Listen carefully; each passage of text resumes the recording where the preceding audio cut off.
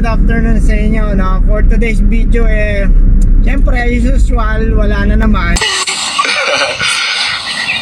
Y'all must be smoking, y'all.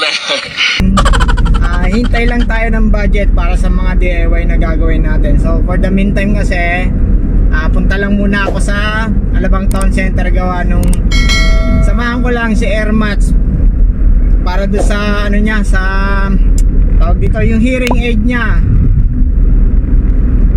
Parang ipe-preventive maintenance din siya. Akalain mo pati hearing aid meron siyang preventive maintenance, di ba? Okay.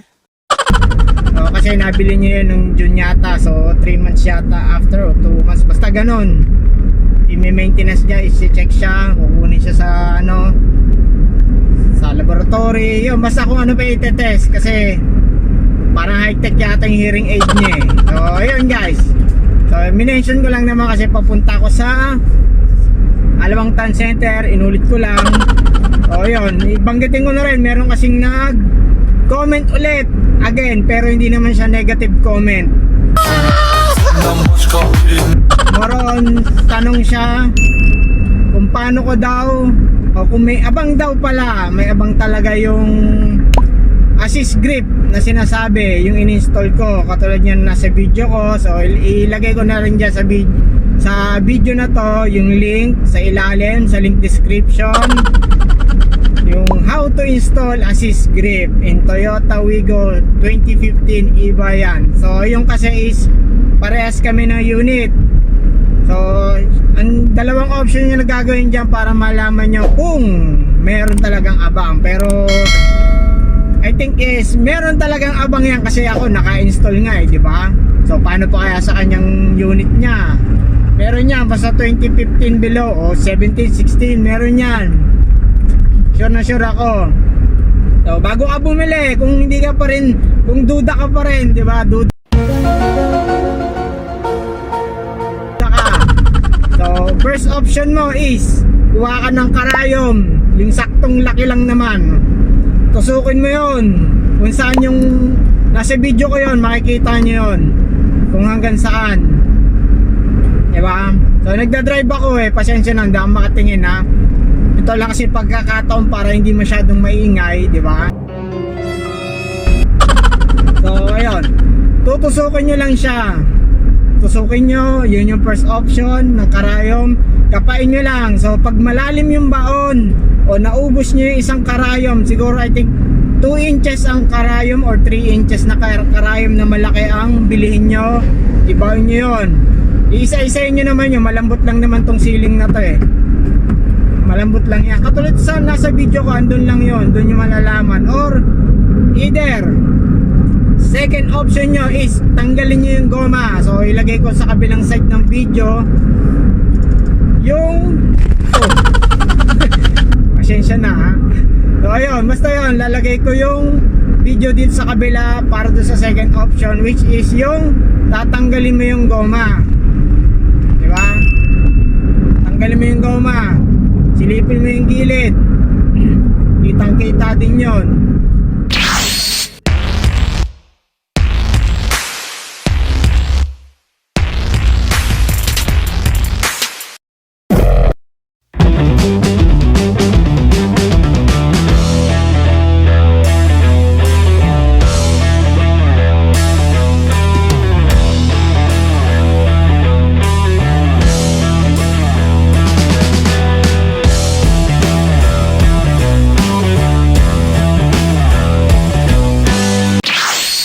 Ito yung in-install kong assist grip. Hindi lang ako naglagay do sa may driver side, dito lang sa passenger, ayan, at dito sa rear passenger. So para sigurado kayo, dalawang option dyan. Ang gawin nyo, katulad yung ginawa ko sa video, tinusok ko lang din yan ng karayom. So pag tumago siya ng malalim, yung medyo malaki naman, tutusukin nyo lang naman yan. So tansyahin nyo na lang din yan dyan. Yun yung unang option ha. Pag bumaon siya ng malalim, meaning yun yung screw niya. So pag bumili naman kayo nito is meron na yan doon. Ito kasi isa Lazada ko lang siya binili. So ayun, okay naman siya hanggang ngayon, no? Wala nang problema, unless na lang kung masyadong mabigat talaga. o paglaruan o kung ano mang gawin, talagang masisira yan. May kasama ng screw na rin yun, saktong sakto yan dyan. So ang gawin nyo is, pangalawang option is ito, tanggalin nyo to. Ayan, tanggalin nyo yan. So ayan, sisilipin nyo yan dyan dito, buksan nyo yan, silipin nyo yan dyan, tanggalin nyo muna tong goma na yan. Ayan, yung goma na yan. Tapos ito, buklatin nyo lang ng konti, masisilip nyo yan dyan, yung butas dyan, may butas yan dyan, dalawa. So yun yung pangalawang option, di ba? So yun yung mga pwedeng i-share ko sa inyo na at least bago kayo bumili is ano yun nyo muna, siguraduhin nyo muna, kasi yung sinabi niya doon, yung sabi doon ng taga-kasa is wala daw abang, yun ang sabi niya doon. So post ko na lang din dyan ha. Ang ginawa ko kasi hindi ko na rin chinek, ang ginawa ko tinusok ko na lang so bumaon. So nung pagbaon niya, meaning ng malalim, ganyan kasing karayom na binili ko. So binaon kong ganon, dinagyan ko na ng marking ng pentel pen, pineltepenan ko. So ayun, tapos in-screw ko na lang. So panoorin nyo na lang din yung video kung paano ko siya in-install, paano ginawa. Easy lang yan, madali lang yan guys. Kaya talaga mga bombastic, yun ang pinaka isang simpleng DIY na gagawin natin o gagawin nyo. Ayan o, di ba? Simple lang yan, kaya nya yan ang pinakamadaling i-DIY. So ito, sample na lang din. Ito may abang din yan. So makikita nyo naman yung marka na yan o. Ayan yung bakat na yan. Ayan yung bakat. So it's either na andito yung butas nyan, andyan, dyan tsaka dyan, pagitan lang yan, basta gayahin nyo lang din yan, diba? So gitna siya, so tutusok-tusokin nyo na lang. Meron yan dyan, imposibleng wala, kasi ako nga i-variant yung akin. Paano pa kaya yung mga G, diba? So meron din, kasi sa kanya is i-variant din pala, 2014. So ayun. So ayun guys, yun lang may share ko sa inyo. At itong board, i-share ko na rin sa inyo. So maganda siya, diba? Maganda pag may nakapatong dyan, napapatungan. So dudukutin mo na lang, hindi rin kita yung loob ng gamit mo.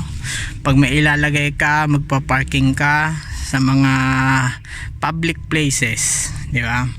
Hindi siya makikita, hindi pwedeng masilip, hindi masisilip siya. Kasi kahit tinted, pwedeng silipin yan. So at least ito, hindi kita yung laman ng loob pag naglagay ka ng gamit dyan. So hindi siya kita, diba? Number 1 kasi yung mga basag kotse is ganun ang ginagawa. Nako, binuko ko pala. Dapat pala hindi ko sinabi, diba? So bahala na kayo kung nasa sa inyo kung gagawa kayo nito. Ito is board na 3/4 ang sukat. Ayan, ang sukat niya. Nilagyan ko lang siya ng, ano ba tawag dito, parang mating siya. May nabibili naman yan per roll, per meter.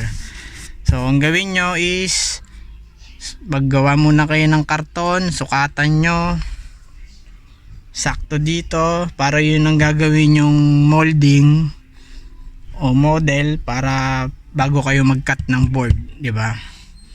So ayun, ganun lang naman ang ginawa ko dyan. So ayan, tapos mayroon akong holder dyan kabilaan, ganun yun, naka-screw din. Ayan, kabilaan, ayan yung holder, diba? So buksan ko na lang din para makita nyo. Ayan ang ginawa ko sa ilalim. Ayan, tapos mayroon siyang parang carpet sa ilalim. Ayan, diba? Yung kita nyo, diba? So ayan, ang mga tools ko andyan din. Ayan yung board, di ba? Madilim pala, di pala kita kaagad. So ayan, gumawa kayo ng molde, karton muna para saktong sakto sigurado bago kayo mag-cut ng board. Kasi kung diniretso nyo yan, baka hindi sumakto, lalo kayong matagalan. At least pag nag-cut kayo ng karton, tapos idikit nyo, gawa lang kayo yung parang ganyan din ang itsura muna, yung hindi lulubog o ano. Tapos yun ang gagawin yung sukat, guhitan nyo, diba? So yun lang naman. So ngayon yun lang naman share ko sa inyo. At yung sa speaker, madali din yung sa speaker. Ayan, silipin nyo rin dyan yan, makikita nyo. Ayan yung sa akin, oh. So panoorin nyo na rin yung video kung paano rin pag-trace. Meron na rin din doon bago din kayo bumili. So pero normally meron talaga abang yan.